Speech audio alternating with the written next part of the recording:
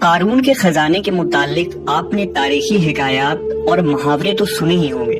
یہ وہی شخص ہے جس کا ذکر اللہ نے قرآن مجید میں نشان عبرت کے طور پر کیا ہے۔ قارون کا قصہ اسرائیلی اور اسلامی دونوں طرح کی روایتوں میں ملتی ہے۔ یہ بنی اسرائیل کا وہی امیر ترین شخص تھا جس کے خزانے کی کنجیاں 300 اونٹوں اور خچروں پر لادے جاتے تھے، اور ہر کنجی چمڑے کی ہوتی تھی جو ایک خزانے کی چابی تھی۔ تاریخ انسانی میں شاید قارون سے زیادہ دولت و ثروت کسی شخص کو عطا نہیں کی گئی۔ قارون حضرت موسیٰ علیہ السلام کے چچا یسور کا بیٹا تھا۔ وہ نہایت ہی حسین و خوبصورت آدمی تھا۔ یہی وجہ تھی کہ بنی اسرائیل اور قبطی لوگ اسے منور کہا کرتے تھے۔ قارون جوانی میں اپنے قوم کا سب سے با اخلاق اور نیک افراد میں شمار کیا جاتا تھا۔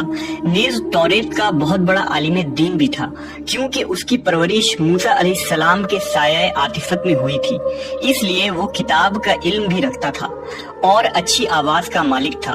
وہ توریت خوبصورت انداز میں تلاوت کیا کرتا تھا۔ یہی وجہ تھی کہ لوگ اس کا بہت ہی ادب و احترام کیا کرتے تھے۔ قارون ابتدا میں حضرت موسیٰ علیہ السلام پر ایمان لے آیا، اور جب بنی اسرائیل کو قبطیوں کی غلامی سے نجات ملی تو وہ ان کے ساتھ مصر کو چھوڑ کر سرزمین موعود کی طرف ہجرت کر گیا۔ وہاں اس کے حالات ایک دم سے بدل گئے اور اس کے ہاتھ میں بے شمار دولت آئی۔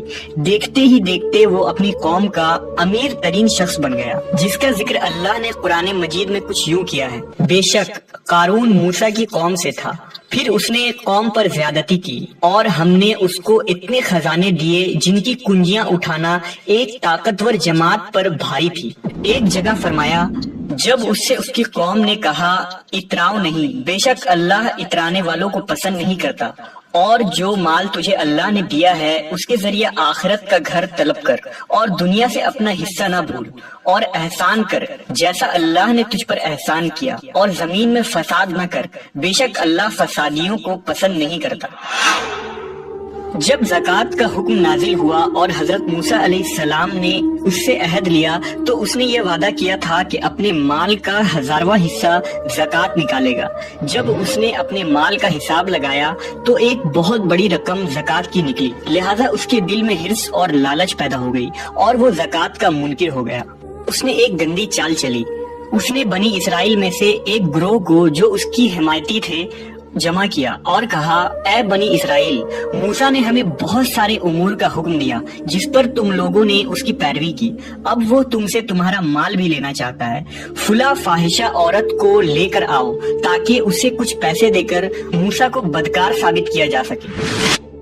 قارون نے اپنے قوم کے لوگوں کو جمع کیا اور حضرت موسیٰ علیہ السلام سے پوچھا کہ زنا کی کیا سزا ہے؟ حضرت موسیٰ علیہ السلام نے کہا، جو بھی زنا کرے حالانکہ اس کی بیوی بھی ہو تو اسے سنسار کیا جائے یہاں تک کہ وہ مر جائے۔ قارون نے حضرت موسیٰ سے کہا، حتیٰ کہ اگر یہ کام آپ نے ہی انجام دیا ہو تو بھی؟ موسیٰ علیہ السلام نے کہا، ہاں، حتیٰ کہ اگر اس کام کو میں بھی انجام دوں تو یہی حکم ہے۔ قارون نے کہا، بنی اسرائیل یہ گمان کرتے ہیں کہ آپ نے فلاں فاحشہ عورت سے زنا کیا ہے۔